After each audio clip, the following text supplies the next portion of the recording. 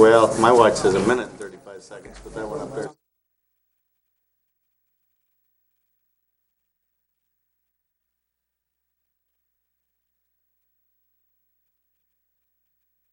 Former East Bay Township Supervisor. Which one? Jack Porter. He's from. So do we still call? Oh, he was before Glenn. I've heard him called a lot of.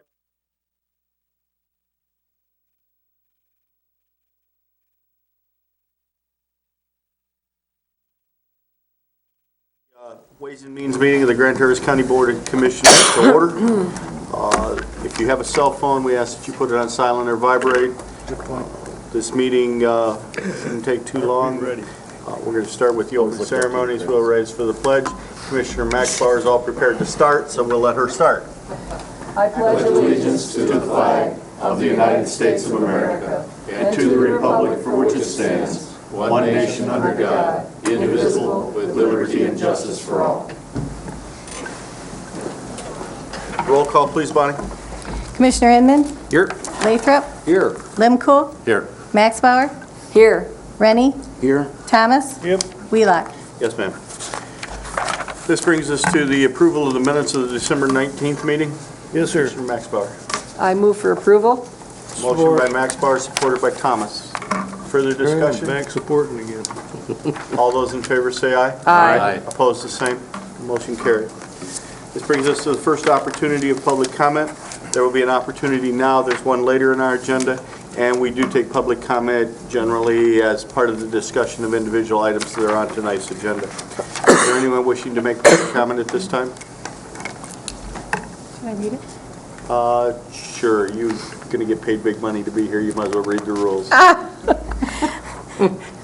Any person shall be permitted to address a meeting of the Board of Commissioners which is required to be open to the public under the provision of the Michigan Open Meetings Act. Public comment shall be carried out in accordance with the following board rules and procedures. Any person wishing to address the board shall state his or her name and address. No person shall be allowed to speak more than once on the same matter, excluding time needed to answer commissioners' questions, if any. The chairperson shall control the amount of time each person shall be allowed to speak, which shall not exceed 3 minutes. The chairperson may, at his or her discretion, extend the amount of time any person is allowed to speak. Public comment will be solicited during the 2 public comment periods noted in Rule 5.4, Order of Business. However, public comment will generally be received at any time during the meeting regarding a specific topic currently under discussion by the board. Members of the public wishing to comment should raise their hand or pass a note to the clerk in order to be recognized and shall not address the board until called upon by the chairperson. Go ahead, Jack. John Porter, former supervisor of East Bay Township, 1980 to 92. I thought I had 5 minutes. Is that possible to get a little extra? Let's see where we can go to. Okay, we're all politicians and we live in a democracy. As a democracy, it puts a burden on everybody for the government. And I think democracy shouldn't be a spectator sport. Arnold Schwarzenegger and Michael Bloomberg think it's worth their time even though they don't need the money. So I really think that we should encourage people to get involved in the community. And I have given you an article that I wrote, letter to the editor. And my question is, if you could design a system of local government in the region, would you go with what you have today, or would you design something different? And if the answer is something different, how can we do that? Why can't we do it? We, the people, have to have a discussion about what's good about township government, what's good about city government, county government, road commission, health department, and so on. Just list all of the things that are good about it. Can we create something better than we have, taking the good aspects of each of those units of government? I'd like to see the county initiate discussions of this kind with people. And if it were successful to bring 5 to 7 townships together with Traverse City into one unit of government, it would take a big burden off this board. county commission could get back to the statutory responsibilities that it has, be some relief to the budget. As costs escalate when you deal with multiple governments, you get bogged down with local rules and regulations. Even if you share a vision with somebody, like on a septic treatment plant, there was a vision. They planned that for 10 years. I was in a county commission meeting and it was discussed in 1992. It was planned for 10 years. And 10 years later, $8 million later, I would submit to you that it's no surprise that we ended up with a system that nobody agrees with, because nobody had the power to do it right. It's such a fragmented system. The prior system was better before the expenditure. We shouldn't let this lesson go to waste. It's an expensive lesson, and we should learn from it. I would like to see a system designed that's better and give the people a chance to talk about it. The Grand Vision is talking about all the things that government should be doing. I stood up at the first meeting of the Grand Vision at the Hagerty Center and I said, what good are all these plans if we don't have a government structure capable of implementing those plans? One administrator, one board, one attorney. If they don't get the job done, you fire them and get somebody else that gets the job done. You can't blame everybody else for what's wrong. Let's wrap it up there. Okay. I think I'll wrap it up on that point. I'd like to see you initiate conversation on this subject, not confrontational, but just what's the best part of each of these governments, and see if there's common ground to put something together. Thank you. Thank you. Is there anyone else wishing to make public comment at this time? Seeing none, we'll move forward with the approval of the agenda. I have one item to add. Commissioner Limcool, or Chairman Limcool, is asked to have the Commission on Aging appointment to be put under unfinished business. And a reminder that we do have a closed session at the end of this meeting in regard to litigation, Carlson versus Grand Traverse County and Deputy Charlie Jetter. Commissioner Maxbauer. I would move for approval of the agenda as amended. Second. Motion by Maxbauer, supported by Inman. Further discussion? Those in favor say aye. Aye. Opposed, the same. Motion carried.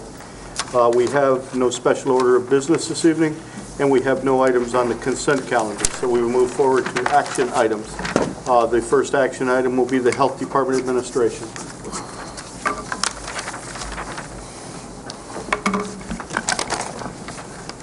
Good evening, guys. Good evening, Jen Seaman, Human Resources Director. Wendy Truitt, Health Officer, Grand Traverse County Health Department. Greg Bird.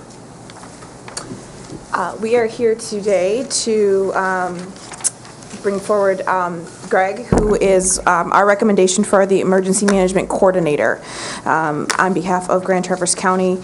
We had a quite extensive interview panel members.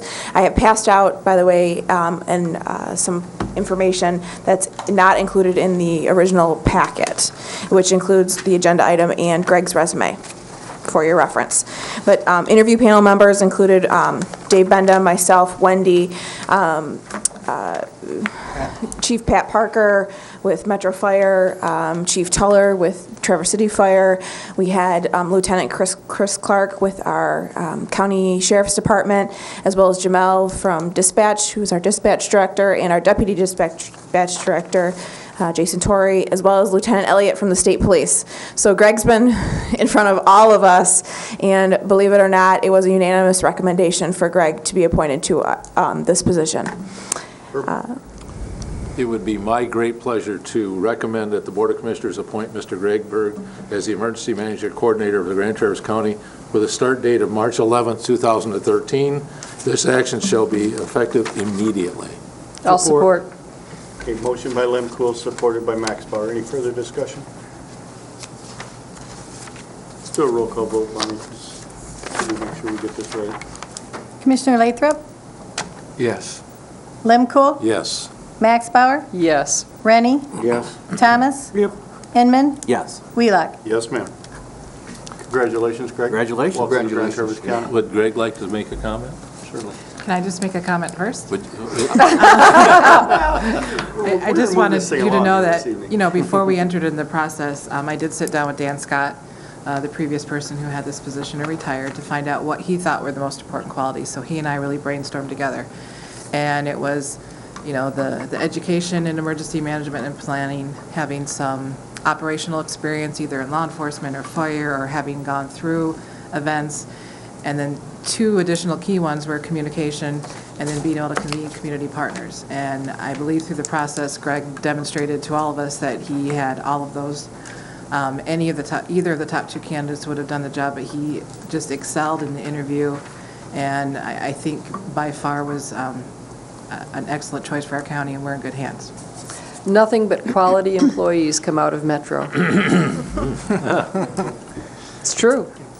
Appreciate that. Now, since moving to this area, I want to say that I've fallen in love with it, and I have not met anyone that has not been the consummate welcomer to your area.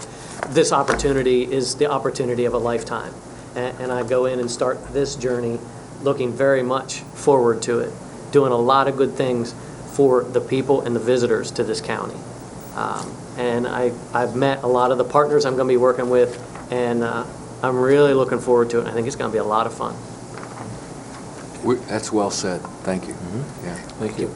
Very good. Thank you. Thank you. Moving along, the county clerk in regard to true filing fees. Bonnie, do you want to explain this a little bit? Yes, I brought this to you because the judges have required that all court documents are filed electronically, and attorneys have been doing this for about a year, and the fee to file electronically is $8. $4 goes to the circuit court, and the other $4 goes to the vendor that created the program, and the other $4 minus the credit card processing fee goes to the circuit court. They're working on the program to allow self-represented clients to file, and they can do that the same way as the attorneys from their computer at home, and they will be charged the $8. What I'm asking for is a possible revenue for the county clerk in that if they cannot do it themselves from their own computer, don't know how, don't want to, they could bring the documents into our circuit court office, and they would give the documents to our staff. The staff would scan in and e-file it for them. Charge them $8. The $8 would be kept in the county clerk's revenue because we did the work. So I'm just trying to approve the $8 to go to us. The number of self-represented is not very high, maybe 15 to 20%, and then a lot of them will probably do it themselves. If you have any technical questions about true filing or imaging, I did ask my deputy, Lynn Stockwell, to be here. She has been instrumental in this huge project that the county has undertaken, so. Comments, questions? Motions? I had a question, Bonnie. Your recommendation talks about an $8 e-filing fee for self-represented parties. Is that supposed to be also, are these folks that are unable to do it with? If they qualify for no fee, the waiver thing or whatever, then they won't be charged at all. Okay. Yeah, that's. Do we have a motion? Yeah. Motion by Thomas, Motion support by Second. Enman. Further discussion? The only question that I had, Bonnie, is currently, when they charge the $8, $4 of it goes to the vendor that provides the software. Are we expected to give that $4 to the vendor when we file the paperwork? No. Because they did provide the software, that's why I was asking. And the judge had suggested that we get the $8 when we're doing it. I read Yeah. that recommendation, but I was concerned in that the software vendor automatically gets half of that filing fee, and is he entitled to half of that filing fee when? I don't believe so. when we Don, file? Don can answer. Don's got all the answers. Well, the true filing is the external portion that allows for the document submission. So basically, by them coming into the office, they are not using that software. They're only using what we paid to have developed internally, and therefore they're not entitled to that share. Okay, that's fine. With that Thanks, Don. clarification, any further questions, comments? All in favor, say aye. Aye. Opposed, the same. Motion carries. So this brings us to the IT department.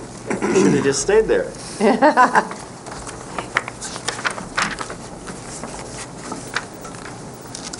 My first item on the agenda is renewal for the Ironport web filter security appliance.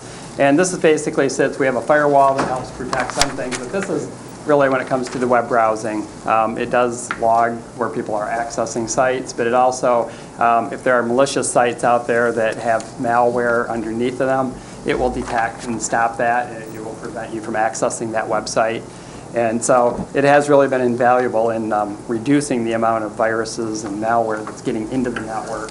And so we're asking for a 3-year renewal on that, and we did go out for bids. And we currently do use NetTech as a provider, and therefore, I believe what's happening, Cisco gives them a preferred partner, and that's why the pricing is substantially lower than the other vendor. I know our third vendor there, it does also require some certification on the software, the appliance, before someone's able to market that. And that's what they said, they were working on their certification currently. Chris? I would move for approval to renew the Ironport maintenance through NetTech for a 3-year period at a cost of $21,210. I'll second it. Motion by Max Bauer, supported by Lathrop. Further discussion? Don, what is our current contract? Do you know? We're currently paying, and when we bought it the first time, we actually got the hardware with it, but it was $12,740 per year. So it's going to go down to the $7,000 a year. Okay. Yes, it is good. We have Yes. a motion and a second. Any further discussion? All those in favor say aye. Aye. Opposed, the same. Motion carries. Second item. The second item is the recommendation for tablets for the board. And after looking at what other city counties are doing, I mean, the majority of them are using iPads for the application. And, most people there's a lot of, they've worked it out, and there are a lot of applications out there at a very minimal cost to go on them. So that is the recommendation. And I've given some options there. I mean, I'm kind of assuming we're going to go the Wi-Fi route, which would not give you cellular access. So, I mean, it would only work at a point where you have a wireless access point.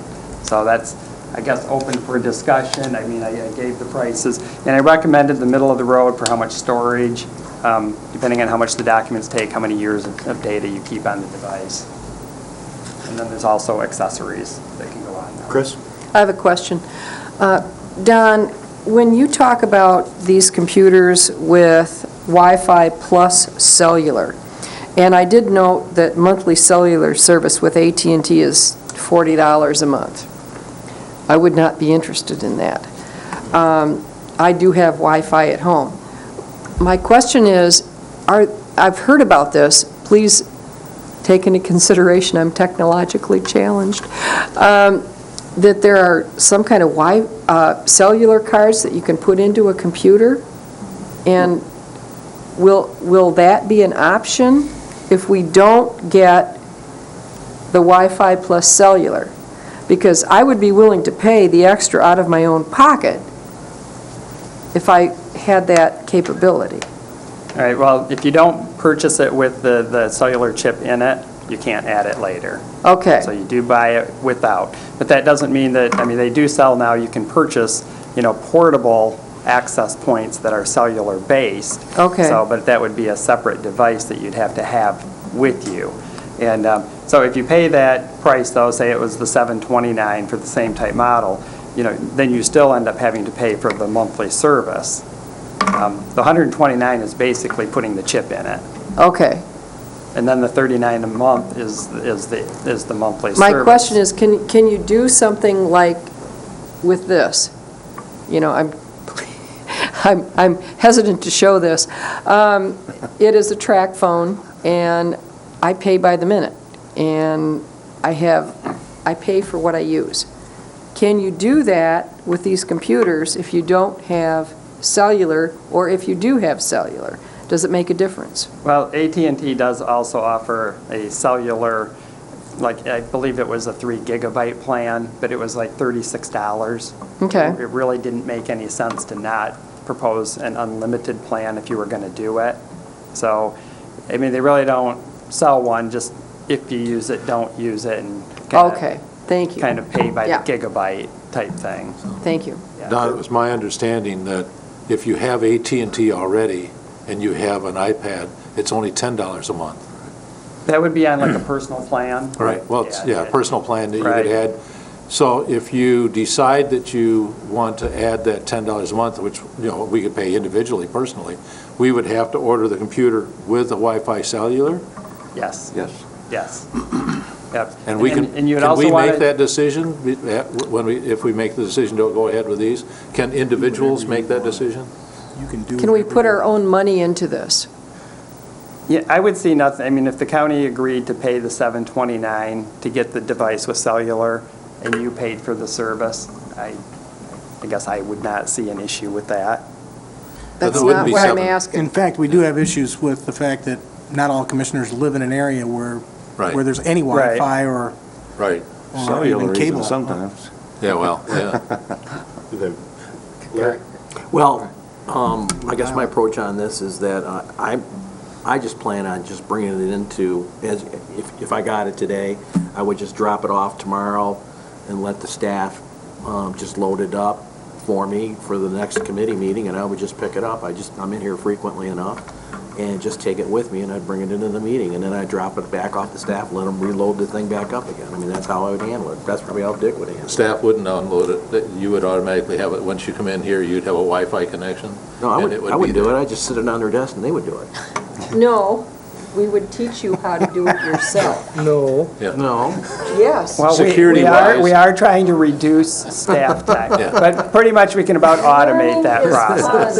fun. Yeah. You're gonna like this. Security-wise, I don't think we want to leave the unit sitting around. All they're going to do is, I'm just going to give it to them in administration, let them load it up, load up the agenda. This is so fun. You'll You're get there, gonna love Larry. this. You'll get there.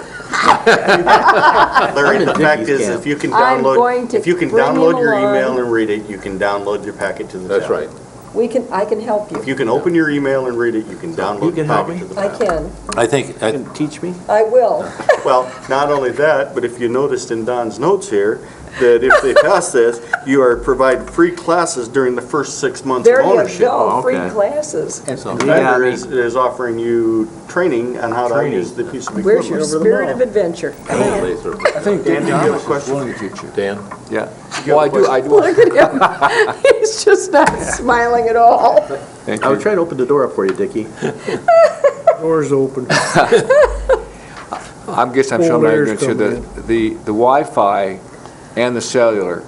So the cellular is like my iPod phone here. I can take this anywhere and get emails, and so we're saying that if we had the cellular component with our iPads, it could do pretty much the same thing as this, except for phone calls.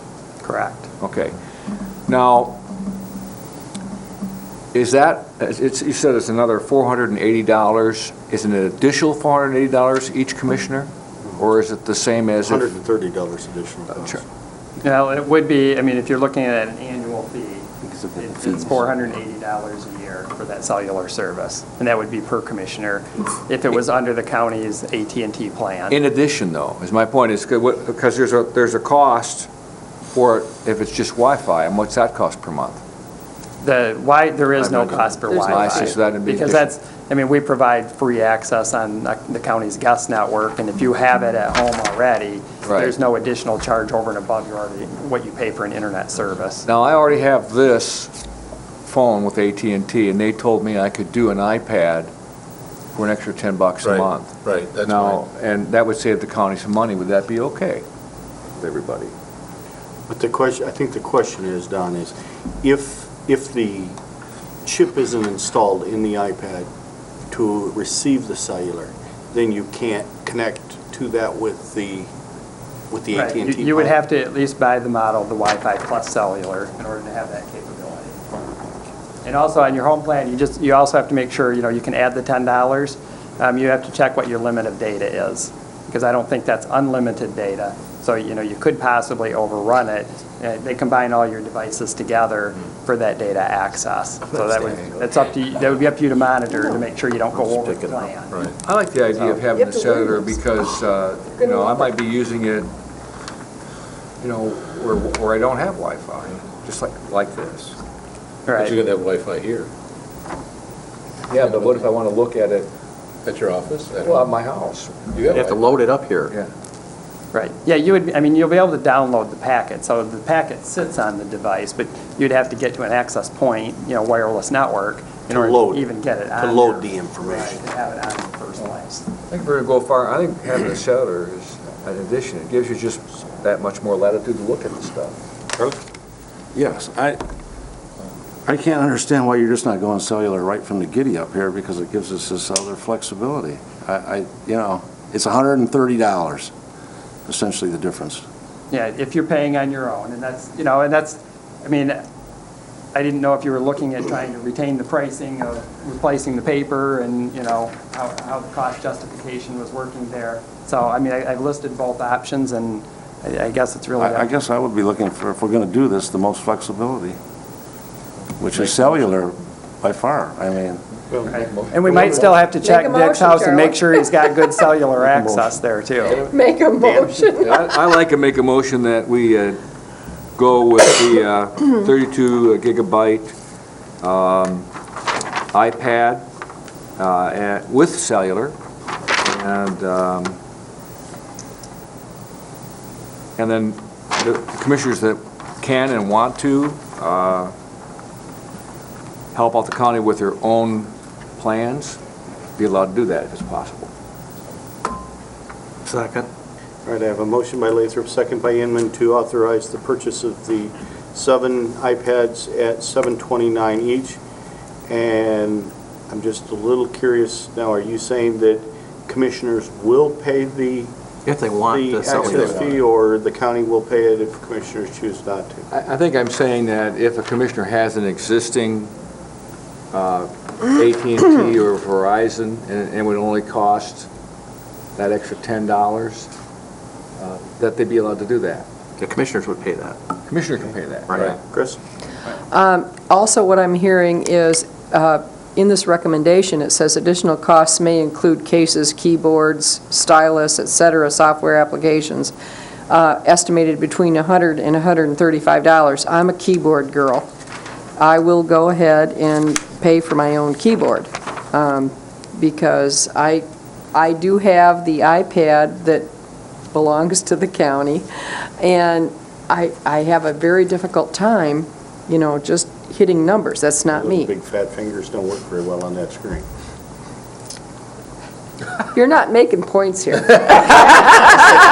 I said my fat fingers. Okay, I just want to be clear about that. I'm like, oh my gosh. Sonny over here. Let me get out of my chair and come after you. Way out of here. I'm gonna get out of the middle. Yeah, I would say what we would typically tell employees, though, is that we would provide that keyboard in case, we don't supply half their equipment and not the other half. Okay. And so, I'd like that too. and I don't know have if- to have a keyboard. Yeah, and you can take a look at the one that Dave Like has. Dave's got. It combines as a case and Oh, a I like keyboard, that. so it slides in, but it's That's also, nice. it's also the keyboard Okay. for it. So and we really should look at some kind of a protective cover or something Yeah. for them. Yeah, I think that's. And I did want to bring, though, so Dick is a little bit of an exception, though. He doesn't have, a cellular plan, he doesn't have Wi-Fi. He's So- going to learn to love this. Well, I don't know, is he going to pay for a cellular plan, or you can only do this at work, or He's going to come up to the Wi-Fi county and the plan? girls are going to load it up. You can go down to the library and do it. I'll help Or the him. coffee shop. I'll help him. Or do you let him cape his paper? No. No. Okay. We'll just They're drive the basically girls. taking a paper packet and scanning it all in. There really isn't a lot more work involved in that process, Okay. I would say. So do you want to change that with keyboards? Yes. Yeah, we want all the stuff with it. Yeah. The appropriate equipment is the IT department deems As necessary. recommended. We don't have to have that. These are, remember, one of the things about this, these are county equipment. Right. I And know. 2 years from now. Yes. I may not be sitting in this chair, and the commissioner that sits here may not have the ability that I have, and that I have Wi-Fi in my Well, office and Wi-Fi You're in my using home. one arm, so Yeah, I, that too. But I have Wi-Fi in both my home and my office. But, They'll be you know, half your they age, may Sonny, or and not they be will able- already be there. probably. Mr. Chairman, if I could, on a related note, there were some issues that I talked about with Don. And one is the county does have a computer use policy that was adopted in 2008. And we both reviewed that, and we both said that it does apply to the Board of Commissioners. So don't go downloading the latest Angry Birds app on your iPad. It should be used for county business, and ITs, of course. Second, because it is county property, any communications you use or do when using the iPad could be subject to FOIA and could be subject to the Open Meetings Act. And Don is passing out the policy. and you I know, was just I have gonna to ask tell for you, that. that's a real plus. Just from the iPad that I have, the only thing I use it for is county business.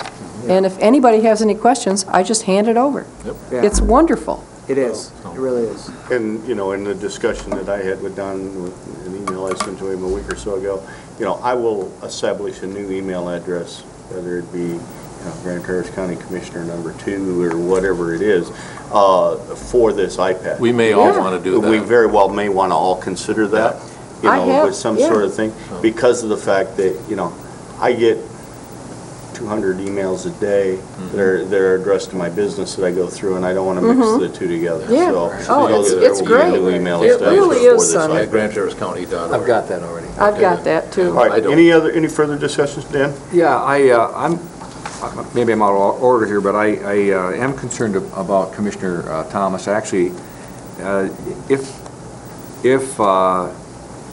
should we pay for him to have access to these?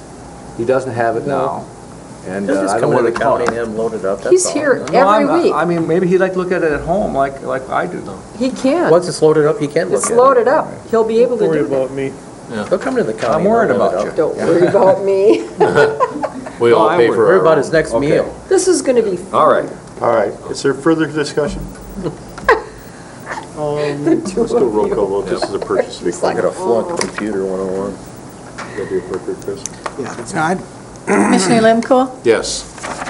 Max Bauer, Yes. Rennie, Yes. Thomas, Can I abstain? No. Conflict of interest? No. Come on. The conflict is I'm Come on. Complete ignorance. I'll vote for it. All right. what did he say? Yes. Okay. Inman, Yes. Lathrop, Yes. Wheelock. Yes, Good. ma'am. Okay, so you know what you're gonna do next, right? Do you know I what, do. do you know what the timeline will be for us to get these? That's the end of the year? No, we will definitely check into getting those ordered. And, we want to do a little bit of testing with some of that software, make sure. I'm sure we're going to purchase a unit for Chris, so that there will be one in the office. So when she's asking you questions, she has something to work on too. I'm sure we'll have one in IT. And the only other comment I had in that, through the Open Meetings Act, when you're all sitting here with them, you're definitely not going to want to be texting or emailing Right. each other on those devices, We don't during now. a meeting. Yeah. Well, you don't have them now. Yeah, but I I have do. this. But I have this. I know, but you'll be sitting right there tapping at them. No. We I don't guess- do I that. guess the only additional thing that I would, is think about your email address and see whether we can do a way to, establish through the county's program, an email address for us that, designates that we are county commissioners, and it might make it easier for the citizens of our community and for us to keep track of them, so. And we can definitely do that, that's easy enough to set. Okay. Any other questions for Don? I just wanted to make comment that, when we sat at our strategic planning, the number one request from every department in our county was an upgrade of technology. Increased technology. And so, I don't know if the judges, I know they had asked if they could, one or two of the judges said, so I don't know if they could put that in their budgets for this year and and buy them all at the same time. I don't know. It's just one of the questions that I would ask. Well, we had 4 in the district court budget this year where they wanted to do the search warrant and electronic signature type thing there. Right. So they had put some in already. Cool, good. And they're moving right along Oh, yes, they with are. their paperless court project, so. Getting closer. I watched Judge Rogers signing a signing a document and sending it and pulling up the next one, and it's very slick. Oh, yeah. I love No papers involved. you. It saves the, having to wait for the deputy to go get the search warrant before you come to the place, or the arrest warrant. It's here, done. Don, thank you very much. Thank you, Thank you, Don. Don. Thanks, Don. Aren't you sorry? Oh, that brings us to finance. Dean? The 21st century. The first item, starting on page 14, is our general fund trial balance as of December 31st, 2012. This is the end of your fiscal year. This is only one fund, but it is your main operating fund. If you look at the trial balance on page 15, I will bore you with a lot of numbers. We're not going to go through the numbers in any detail, but you'll see that we have positive cash balances at the end of the year, and the numbers that are on the bottom of the report, the revenue control and expenditure control numbers, will coincide or be in agreement with the revenues and expenditures that are on the two summaries that are attached. You'll note on the trial balance that the revenues are slightly greater than the expenditures. That's a good thing. We did end the year with a increase in our fund balance, and if you recall, we actually budgeted to use initially at the start of the year $625,000 in fund balance. The next page, page 16, is a summary. Again, this is just your main operating fund, your general fund. It lists on this page all of the departments and their corresponding budget total, a revenue total for the year, and then a variance plus or minus. A bracketed amount means that we came in with less revenue than we had budgeted, and you can see there are variances all the way down through the list. Before I talk about the revenues in detail, the following page is also for the general fund. It's a listing of all of the departments. Again, the format is the budget, the final amended budget for the year, department total, department actual, total expenditures, and then a variance.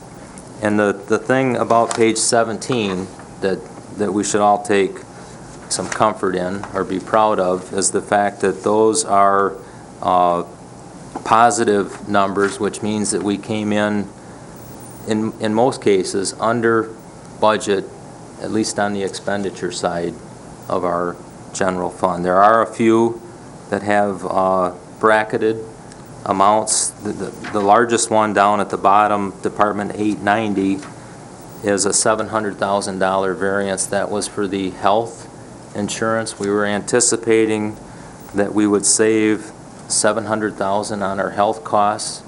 Across all funds, we actually saved $790,000 compared to what we had budgeted. So we did what we had projected or expected to do.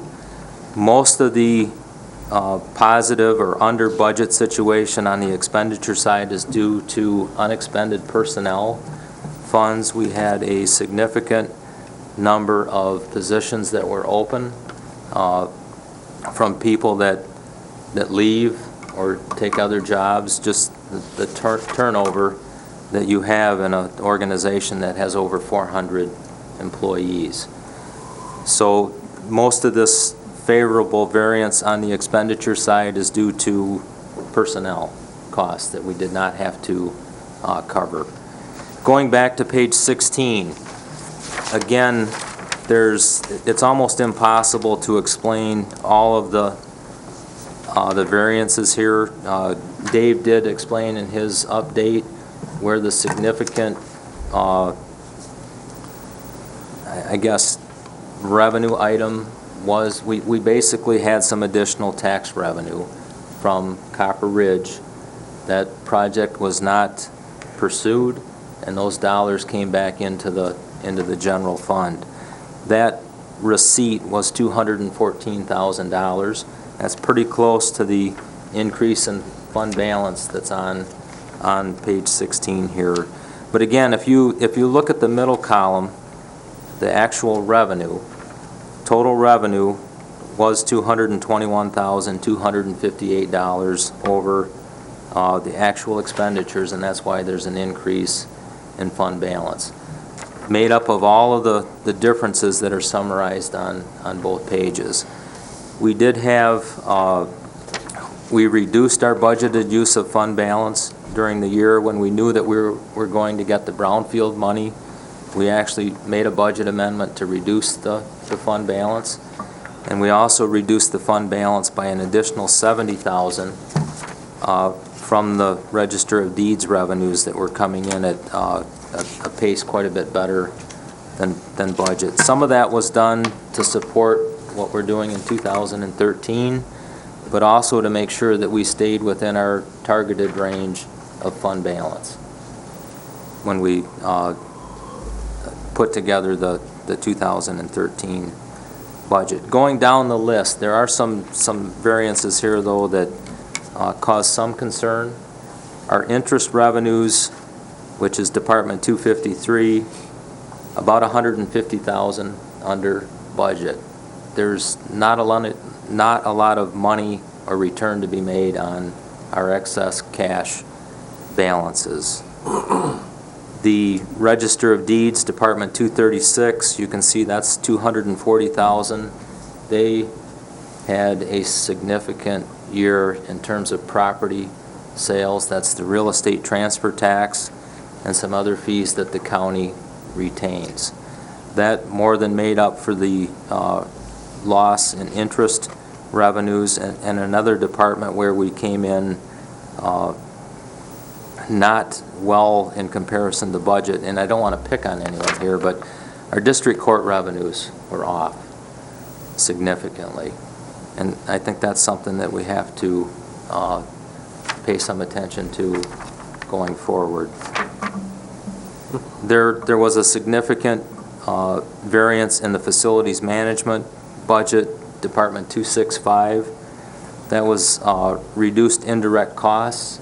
However, that indirect cost difference was made up in the 865, the insurance and bonds activity, the last department on the first page. So the good thing is we did come in under budget, and I have to, this is my annual disclaimer, that is due to all the departments paying attention to the amount of money that you give them to work with. You appropriate a certain amount of money, not only a department total, but line item balances that make up that total, and they do an excellent job during the course of the year to make sure they stay within that budget. And if they know they're going to have a problem, they come and talk to either Dave or myself. So that really helps us on the expenditure side.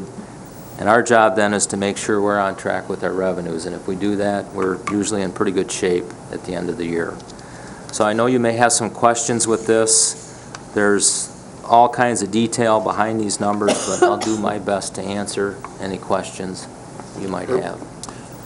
Dean, the reduction in the amount of interest received, doesn't that also correlate with the less money that we have because we paid off some bonds? That would have something to do with it.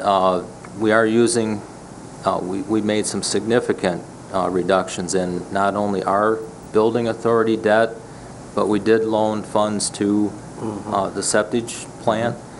That should help increase revenues, interest revenues anyway, because the interest rates on those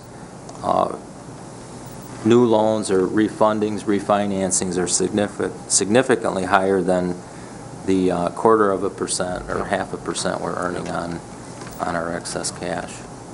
So that has something to say about the decisions that the commission has made in the past to help my budget also. Yes. So I think it's a good relationship all the way up and down the line between the county employees and the decisions that the commissions are making along the line to make sure that we are fiscally responsible. And do you know when you will be receiving your plaque, our plaque? He's had it in his drawer for 3 days. Commissioner Lemkool is, that's not correct. Commissioner Wheelock gets after me about that, but our government finance officers GFOA Certificate of Achievement, I have not received that yet. I believe that will come in to Chairman Inman sometime here soon. Yeah, it'll either come to Larry or to Herb. Excuse me, former Chairman Inman.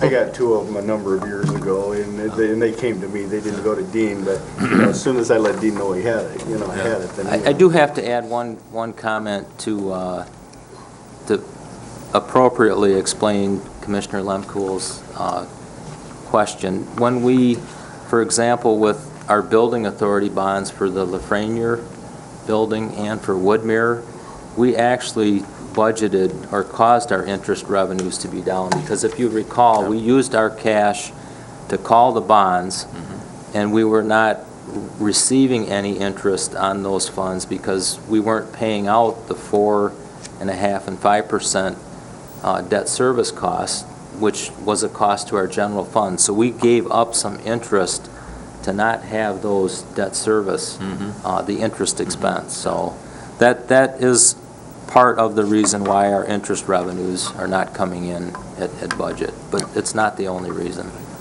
David? I'd just like to make one comment also, is that you budgeted $625,000 in 2012 to be used, and you came in with a positive balance of $221,000, so that's almost $850,000 swing. Wow. And that kind of bears out, the theory I've been trying to promote, which is you budget for full employment, this is what happens when you budget for full employment. And if you wouldn't have budgeted $625,000, you'd have cut a bunch of expenses and programs and people that would have been cut unnecessarily. So it is really kind of a placemaker, It truly does. Placeholder in your budget. It does definitely show the fiscal planning and responsibility that this board has taken. Oh, yeah. We agreed to budget $625,000. At the end of the day, we didn't use any of it. Plus, we gained another $220,000. That's a huge swing. But it's fiscal responsibility on behalf of this board, and it's a huge credit to the Grand Traverse County employees and all of the departments. And one last comment is, we are currently, the audit just started this week. These are preliminary numbers. If the auditors would have any audit adjustments, those could change the bottom line, but I don't expect any. If anything, because of, we tend to be very conservative in our revenue estimates. One of the largest, which is our tax revenue, they may tell me that I was too conservative with that. So that would be a nice surprise to have here in a couple of months. But I have a couple of concerns, Dean, and one of them is our unfunded liabilities. What I would like to see, and I know that the Government Accountability Board is looking at putting this on the balance sheet. I'd like to see your estimate as to what our balance sheet would be with those unfunded liabilities on it. And I'd like to see it sooner than later. The other two concerns I have is the unrestricted net assets that, as I look at past audits, seem to be falling, and unassigned fund balance. Those numbers seem to be falling as well. And I would greatly appreciate it if in the future you would address that to the board. we can do that. Thank you. I want to comment briefly on the pension obligation. There are new standards regarding pension obligations. We are working through those. A lot of the issue with the pension, to this point, some of you commissioners, you've heard this before, but as long as we make our required contributions to the pension system, we are fine. That is, you're making, it's called your annual required contribution. That's an expenditure. It's known as Dean the ARC. is making a minimum payment on a credit card. I really I got it on a 14-year AM. I don't necessarily agree with that. It's making like a triple to quadruple payment on a credit card. It's more like that. The way they've got it structured is it goes out about 10 years and it just escalates like this, and then it falls right off. And, it's for the liability that is being incurred till people turn 85 and die. So they're asking us to fully fund this within a much shorter time frame, and that's one of our big concerns with MERS, is you've compressed this now and made it so that it's really a hardship on all the local governments, because we don't have a lot of extra cash laying around to fund this. So by them compressing it and requiring us to make ever greater payments every year, they've made it difficult. I mean, they're I don't argue that. but they are making, it's not a minimum payment, it's really a triple payment or a quadruple payment that they're forcing us to make. And whether you agree with that or not is another question. I'm just saying that's the way it is. We definitely, this is an issue across the country. You hear California, out east, Connecticut, Rhode Island, where these issues are going all the way up to the highest courts in the land, whether or not these benefits are guaranteed into the future. But we are currently working with MERS. I think MERS, which is our retirement system, realizes that this accelerated funding plan that they have us on, which is, as your finance director, I would love to have no defined benefit pension obligation. Sure. But that's not something that we can achieve overnight. There are things that we need to do. We need to monitor what they're proposing, because they are currently proposing a longer period of time to fund that. As early as 10 years ago, probably, well, before 2000, we were on a 30-year amortization of that liability, right, which would be more in line with the term or the time that retirees would draw that benefit. Right. When you're down into a 16-year amortization, that really impacts your budget. And for this board, what that means is, are you going to fully fund your pension benefit, or discontinue or not provide services? I don't think that's an option for you either, and that's why we're looking at some other options here. But I think we're going to get some relief from MERS. They did give us a 3-year freeze on the accelerated. That ends 14 years? I got one more year. Yeah, this is our last year. Okay. But we are the only county in the state of Michigan that received that. I think there was others. There were others that received it. They had to ask for it, but they were granted it. But you're absolutely right. That's a challenge, and we need to look at all of our options to make sure that we are paying that pension liability down. Can you put that on a balance sheet for me? An estimate. It doesn't have to be. Well, we have the number. You have the unfunded portion that would be on the balance sheet. It's a big number. It's a 40 million? Yeah. But I want to see it on a balance sheet. And we're asked John Axe to bring us in, the amortization schedule, the way we would be funding this, the way MERS has it set up, paying our ARC every year. And I think it goes out 16 years. And I don't know what it looks like with the 3-year freeze, but it's somewhere in that neighborhood. And, then, of course, we were talking about what would happen if we were to finance that over a longer period of years and flatten it out so that we would pay one number and it would go out 20 years or 25. And I'm not warm and fuzzy about that. No, but I understand. That's why I want to see some additional information. Absolutely. And Thank so do you. we. I mean, anyway, that's another discussion for another night. Okay. Anything else in regard to those things, John? Or Dean? Dick? Yeah, Dean, Department 230. Why did that come up shy? That's the East Bay equalization. I thought they were supposed to be paying their full shot. If you look at page 16 and 17 side by side, there was a savings. We bill, right, the budget, we bill them for actual costs. I've got to match up my numbers here. Their actual expenditures on page 17 were $121,871.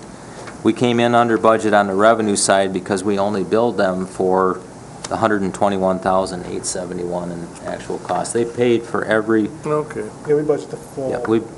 Yeah, they came in under budget on both revenues and expenditures, but they reimbursed at full cost. Any further questions on that? All right, we'll move on to the budget amendments for there any questions in regard to the budget amendments that were in your packet? Move for approval. Second. Motion by Thomas, supported by Inman, to approve the budget amendments as outlined by the Finance Director. Further discussion?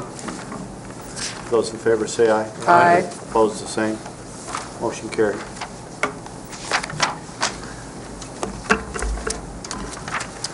Okay, you want to talk about Mersmar now? Yes, briefly. I believe Dave had received a request from an employee to see if we could amend our plan document. This is our defined contribution plan to allow for loans. When we entered into these agreements back in 2000, it was a form document that had a box where you could check whether or not loans would be allowed. We, for some reason, did not allow for a loan provision in that initial agreement. We have learned that you can revise that agreement to allow for loans. It requires action by the County Board of Commissioners to make that change. And I've provided, with the cover memo here, a lot of information regarding that. And I want to walk through this real quick so you understand some of the key provisions of what you would do if you would allow for loans.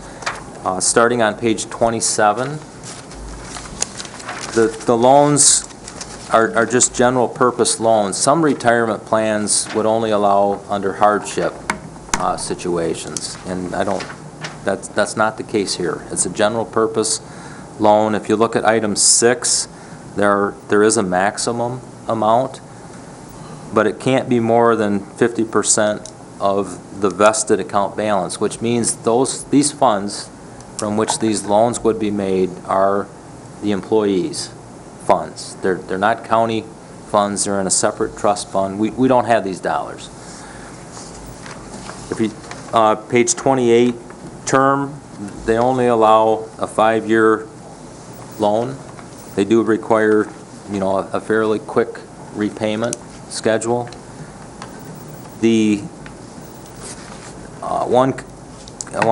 If you look at paragraph 11, there is a responsibility on the county's part because the repayments are by way of payroll deduction.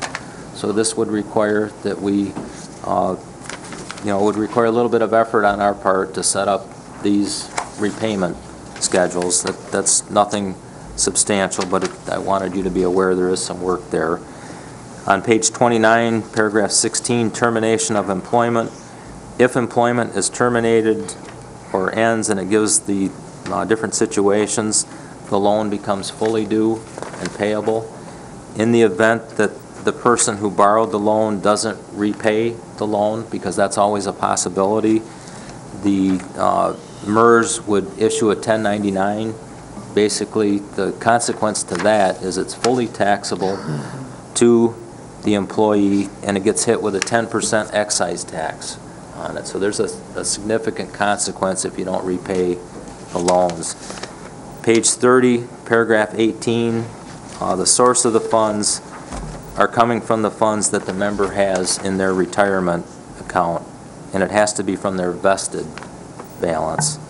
Security, their own retirement funds are security for these loans. This is not a county obligation. And then lastly, on the same page 30, 20B, the employer would have to designate someone to authorize and approve these loans. It wouldn't necessarily have to be done by the Board of Commissioners. You'd have your county administrator, controller. And I wanted to hit those key provisions so that I think MERS has set this up in a manner that the employee can access their funds, but there are some requirements as to repayment. Chris? As almost everyone here knows, I was a Shell employee for 30 years, and we have had this opportunity ever since I can remember. Employees are permitted to borrow money from their retirement savings, money that they have set aside. They pay themselves the interest. If you want to buy a car, you can buy a car. You're the one that receives the interest payment. You make a payment just like you do to a car company, but you're the one that's receiving the interest. You can, and Dean is exactly right. For general purpose, it's limited to 5 years. We do have a provision at Shell where if you're purchasing a home, you can stretch it out over 15. But I do believe in personal responsibility, and I will tell you that when a Shell employee borrows from their pension plan and they are still employed or they cannot take it because they're not 59 and a half, they make those payments. Because, as Dean said, there is a penalty involved if you don't make the payment. And I think this is a wonderful option for employees, and therefore I would move to authorize an amendment to our defined contribution adoption agreement to allow for these loans. A motion on the floor, do we have a second? I would second that. Motion by Max Barr, supported by Randy. You need to designate an official? Sorry? You need to designate an official to approve the loans? I'll be happy to do that. You want that, or human resource? No, I'd like him to do it. Yeah, I think this is a, I mean, the person that approached me didn't want anybody to know that they're asking for it. No, Even though they even explained to me why they wanted it, they just, Hey, it had to do something with Shell, was their business. yeah, with Shell, you go through Fidelity. I mean, nobody at the company knows you're doing this, but, there is personal responsibility involved, and there will be here. And I think this is a wonderful option for our employees, so you're it. Just a quick question. Maybe things have changed in the finance business since I left my former employer, but I was under the impression when it was involved in a retirement plan, an IRA, 401k, that there were certain criteria that you had to qualify for in order to get a distribution or a loan off a qualified retirement plan, and there were like 3 things or 4 things that you had to demonstrate and in terms of like financial hardship, and there were other couple ones and I don't remember exactly what they were, but it wasn't like just a free I just want to come in and just get money. So are we sure that this is in compliance with IRS regulations and all this other stuff? Absolutely sure. A lot of those early on, that was exactly the case. Okay. A lot of those provisions have been changed over time to make it so that people can access these funds because of economic, times are tough. But no, that was the norm. Probably 15 years ago, but starting in around 2000, there's been a lot of change in what these funds can be used for. Okay. Any further discussion? Those in favor say aye. Aye. Opposed, the same. Motion carries. Okay. Do you have anything else, Steve? No. The next order of business, Commissioner Limcool had asked to put on the agenda in regard to the Commission on Aging appointment. I had sent out an email as of Monday, but it went to Chris, so I have to apologize that Chris apparently is on vacation, so I did not realize that email did not go out until this afternoon. And so when I found out about it, I asked Linda to send it out. I'm asking for an agenda item to be added to in the relationship of appointing Commissioner Inman to the Commission on Aging instead of us going through the interview process. We can have up to 3 commissioners on the Commission on Aging. And so I talked to Larry about whether or not he would be interested in doing so, because I know that we're all kind of stretched a little bit, and he was more than happy to become a member of the Commission on Aging. Charlie's And so I would ask that this be an additional agenda item, so we've given that on there. So now I'm just looking for, or I will make the motion that we appoint Commissioner Inman to the Commission on Aging Board. I'll second. Support. I have a motion by Limcool, supported by Thomas. Further discussion. Chris? Well, I want everyone to know that the Commission on Aging has been looking for a numbers person for their vacant seat. And Commissioner Inman certainly qualifies as a numbers person, and I know that he cares deeply about seniors in Grand Traverse County, and I think he would be a wonderful addition to the Commission on Aging Board. And I'm glad you care about seniors in Grand Traverse County, because I am one. I'm slowly approaching. So I enthusiastically support this. Thank you. Further discussion? Motion by Limcool, supported by Thomas, to appoint Commissioner Inman to the County Commission on Aging Board. All those in favor say aye. Aye. Opposed, the same. Welcome. Motion Thank you. carried. We have And that no will take business on immediate the, effect. we have no business, new business on the agenda. This brings us to the second opportunity for public comment. Is there anyone wishing to make public comment this time?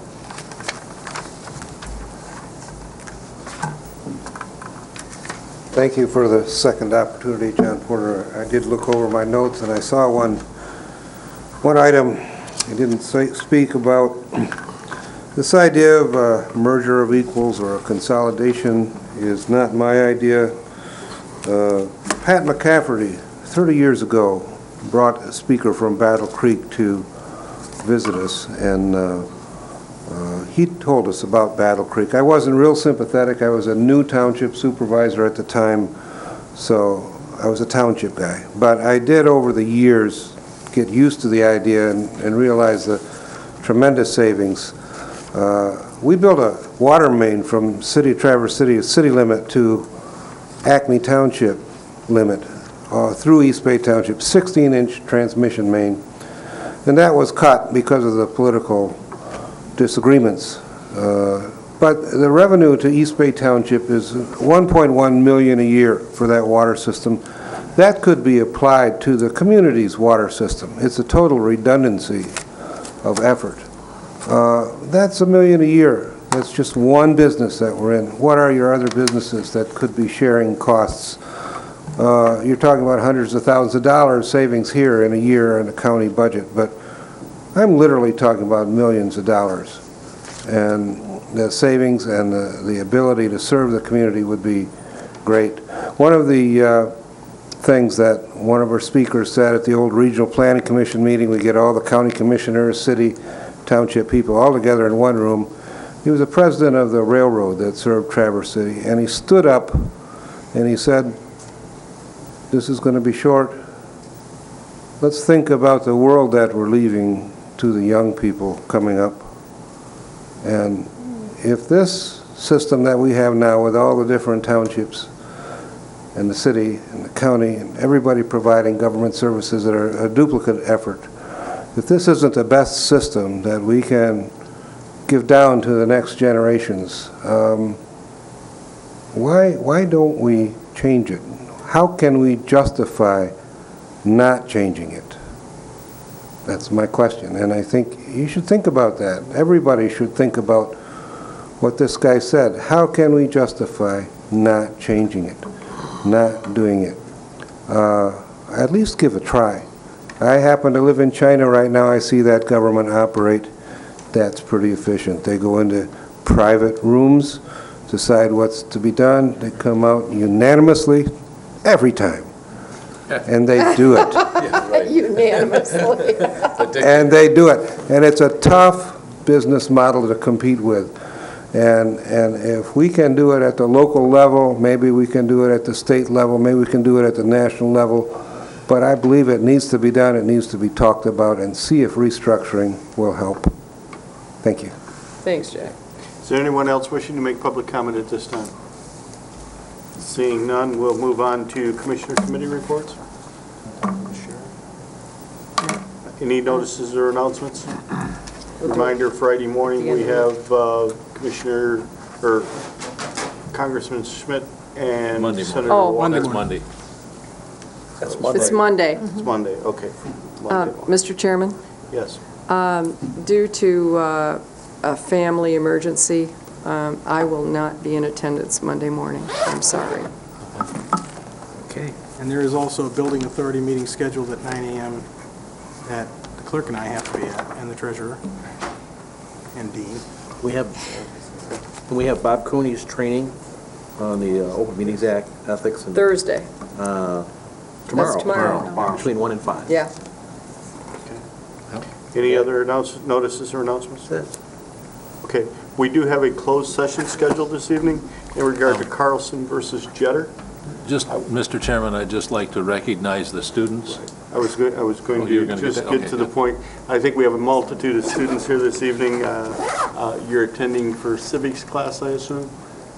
How many from Central, how many from West?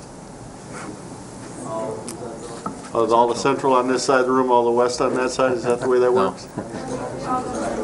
Oh, y'all go They're to all Central? yeah. Okay. All right. Well, we are going to go into closed session. We will be going to another room. I don't anticipate that there will be any decision coming out of this closed session. We don't see our attorney. You know, we're meeting with our attorney. we in regard don't to have the an attorney lawsuit here? that's faced. He's not here. If you need a paper Oh, signed, Mr. bring it Chairman, up and we'll. there's no attorney here, so we may Chris not. isn't here? Call him. We called him. Called and left a message. So we don't have a closed session. Actually, about 7:15. Sure. Do we wish to take a brief intermission to find down out here? about that, or what do you want to do, Dean? I would like to wait a few minutes. We do have the sheriff here. Okay, what I'm going to suggest is that we take about a 10-minute intermission here. Hopefully, we'll get a hold you of don't the want me to attorney and sign. find out if You he's want there. probably a We'll come back in commissioner about 10 minutes, and then I'll entertain a motion to go into closed session if that is appropriate. In the meantime, we'll sign these guys' paperwork, and we'll just have a brief intermission. Good. Bring it Okay? up. You look familiar.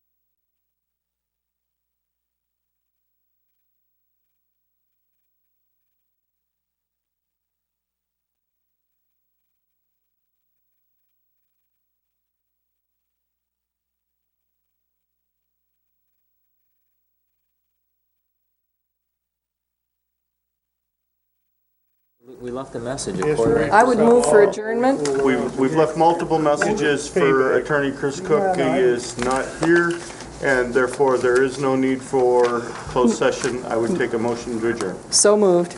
Motion supported. Any further discussion? Just one, if we could just have staff making another appointment with him to have him here on our board. Yeah, we're going to try to follow up with him and figure out what's going on. But Okay, we have a motion. All in favor, say aye. Aye. Going home. good. Thank you, everyone. Good night, all.